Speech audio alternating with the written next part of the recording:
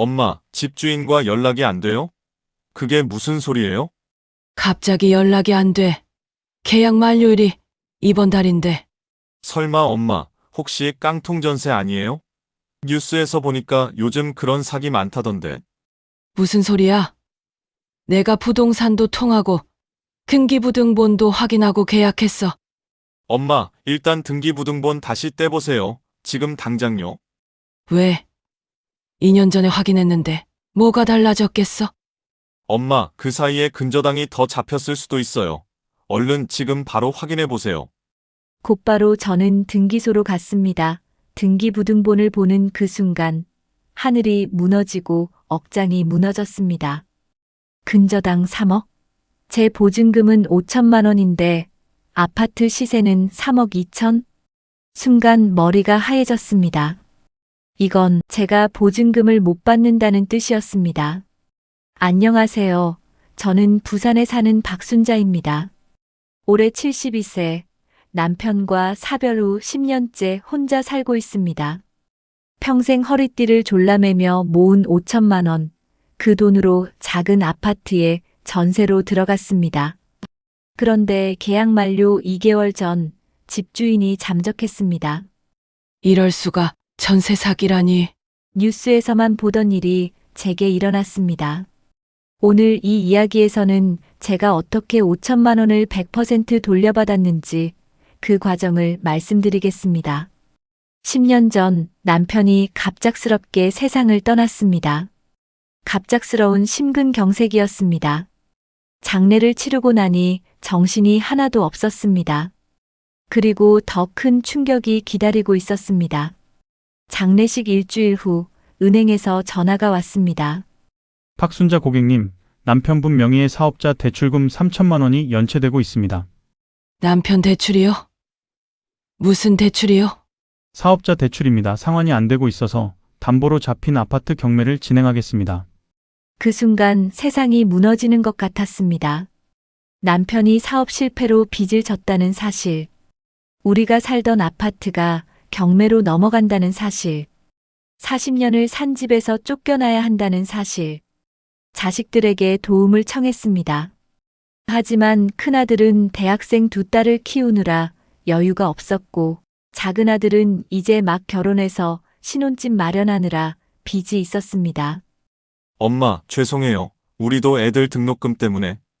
저희도 전세자금 대출 갚느라 정말 죄송합니다. 결국 저는 40년을 산 집에서 나왔습니다.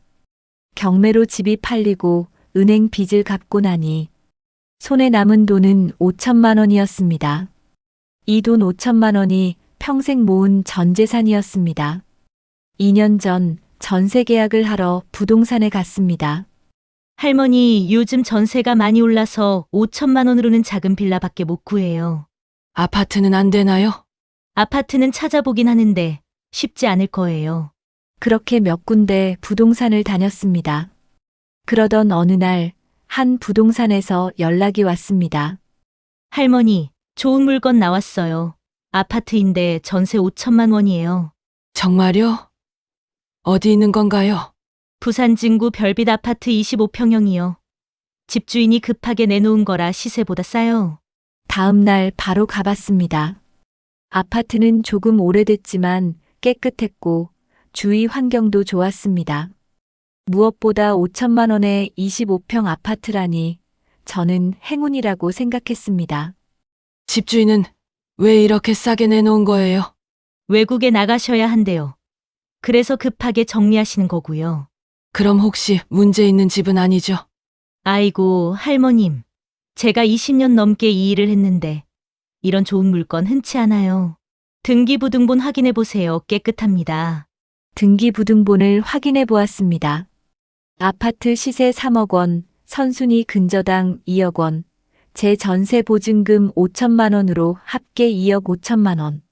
시세가 3억이니까 5천만 원은 안전하다고 생각했습니다.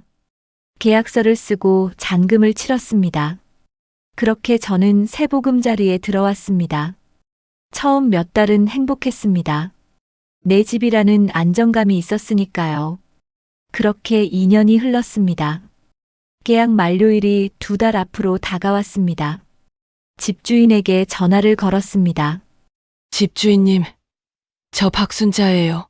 계약 만료가 얼마 안 남았는데 계약 연장할까요? 아니면 이사 나갈까요? 아, 네, 제가 지금 바빠서요. 다음 주에 연락드릴게요. 네, 알겠습니다. 일주일 후 다시 전화했습니다. 전화벨만 울리고 받지 않았습니다. 문자를 보냈습니다. 집주인님, 계약 만료가 한 달 남았습니다. 연락 주세요. 읽음 표시도 뜨지 않았습니다. 불안해지기 시작했습니다. 혹시 무슨 문제가 있는 건 아닐까? 아들에게 전화했습니다. 엄마, 집주인이 연락 안 된다고요? 응, 일주일째 전화도 안 받고. 엄마, 혹시 전세 사기 아니에요? 무슨 소리야? 내가 등기부등본도 확인하고 계약했어. 엄마, 2년 전 등기부등본이잖아요. 그 사이에 근저당이 더 잡혔을 수도 있어요. 그 말에 가슴이 철렁했습니다. 곧바로 저는 등기소로 달려갔습니다. 떨리는 손으로 등기부등본을 발급받았습니다. 아파트 시세 3억 2천만 원, 선순위 근저당 2억 원, 추가 근저당 1억 원, 제 전세 보증금 5천만 원, 합계 3억 5천만 원. 지금 시세는 3억 2천만 원인데 채권 총액은 3억 5천만 원이라고. 이게 무슨 의미인지 바로 알았습니다. 깡통 전세. 머리가 하얘졌습니다. 하늘이 무너지고 억장이 무너졌습니다. 집이 경매로 넘어가도 제 보증금을 받을 수 없다는 뜻이었습니다. 다리에 힘이 풀렸습니다. 등기소 의자에 주저앉았습니다. 이럴 수가. 내 평생 모은 돈이 그게 전 재산인데. 눈물이 왈칵 쏟아졌습니다. 집에 돌아와서 부동산에 전화했습니다. 사장님, 집주인이 연락이 안 돼요. 그리고 근저당이 추가로 잡혔더라고요. 그럴 리가요? 제가 확인해 볼게요. 30분 후 부동산에서 다시 전화가 왔습니다. 할머니, 지금 집주인 분과 연락이 안 됩니다. 핸드폰도 꺼져 있어요. 그럼 어떡해요? 제 보증금 5천만 원은요? 할머니, 일단 변호사 상담 받아보세요. 제가 할 수 있는 건 여기까지예요. 전화를 끊고 망연자실했습니다. 72세 노인이 변호사를 어떻게 구하나요? 변호사 비용은 또 얼마나 드나요? 자식들에게 다시 연락했습니다. 엄마, 제가 그때 말씀드렸잖아요. 등기부등본 다시 확인하시라고. 지금 그게 중요해. 어떡 하면 좋겠니? 엄마, 저희도 등록금 마련하고 생활비 마련하느라 도와드릴 여력이 없어요. 작은 아들이 말했습니다. 엄마, 법률구조공단에 가보세요. 무료로 상담해준대요. 저소득층이나 노인분들 무료로 법률 상담해주는 곳이요. 제가 주소 보내드릴게요. 다음 날 법률구조공단에 갔습니다. 변호사님이 제 상황을 들어보더니 한숨을 쉬었습니다. 할머니, 이거 전형적인 전세 사기예요. 집주인이 의도적으로 추가 대출을 받고 잠적한 거죠. 그럼 제 돈은요? 돌려받을 수 있나요? 솔직히 어렵습니다. 집이 경매로 넘어가도 선순위 채권자들부터 배당받아가면 할머니 차례는 안 올 가능성이 높아요. 그럼 제 5천만 원은 날아가는 건가요? 목소리가 떨렸습니다. 할머니, 혹시 전세보증보험 가입하셨어요? 전세보증보험. 그게 뭔가요? HUG나 SGI에서 하는 보증보험이요. 전세 계약할 때 가입하는 건데. 아니요. 그런 거 몰랐어요. 부동산에서도 안 알려줬고.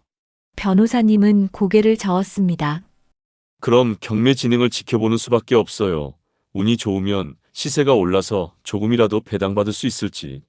조금이라도요? 제 전 재산인데.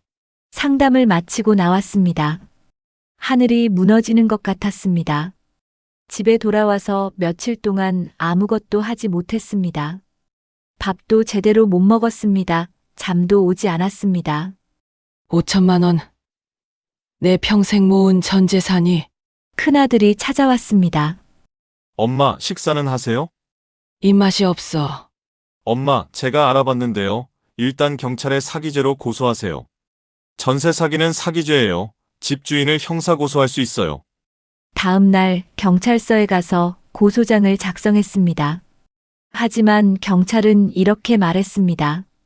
할머니, 집 주인이 잡혀도 돈 돌려받는 건 별개 문제예요. 형사처벌이랑 민사배상은 다른 거거든요. 그럼 고소해도 돈은 못 받는다는 거예요? 집주인이 재산이 있으면 돌려줄 텐데 대부분 다 탕진하고 없어요. 법도 경찰도 저를 도와줄 수 없었다니 정말 절망스러웠습니다. 그 사이 집주인은 계속 잠적 상태였고 3개월이 지나자 은행에서 경매 신청을 했습니다. 법원에서 경매 개시 결정 통지서가 왔습니다. 귀하가 임차한 부동산에 대해 경매 개시 결정이 났음을 통지합니다. 경매 시작. 이제 정말 끝인가 싶었습니다. 자식들과 함께 앉아서 대책 회의를 했습니다. 엄마, 경매로 넘어가면 배당받을 수 있는지 계산해 봤어요. 시세가 3억 2천인데 경매로 넘어가면 70에서 80% 수준에 낙찰될 거예요. 그럼 2억 5천 정도? 선순위 근저당 2억 갚고 추가 근저당 1억 중 5천 갚으면 엄마 몫은 영원이네요. 영원이라니. 그 말이 가슴에 박혔습니다. 그럼 정말 한 푼도 못 받는다는 거야? 네, 최악의 경우에는요. 작은 아들이 조심스럽게 말했습니다. 엄마, 이제 어떻게 사시려고요? 5천만 원이 없으면 기초생활수급자 신청부터 알아보고 신청해야지. 엄마, 괜찮아, 엄마는 괜찮아. 너희한테 패 끼치고 싶지 않으니까. 72세 나이에 무일푼이 될 판이라 눈물이 났습니다. 그날 밤 잠을 이룰 수 없었습니다. 정말 방법이 없는 걸까? 5천만 원을 그냥 포기해야 하나? 새벽에 일어나 인터넷을 검색했습니다. 전세 사기 보증금 돌려받는 법, 전세 보증보험에 가입 안 했을 때 경매, 배당 순서. 수많은 글들을 읽었습니다. 그러다 한 카페 글을 발견했습니다. 전세보증보험에 가입 안 했는데 보증금 100% 돌려받았어요. 심장이 뛰기 시작했습니다. 얼른 그 글을 읽어보았습니다.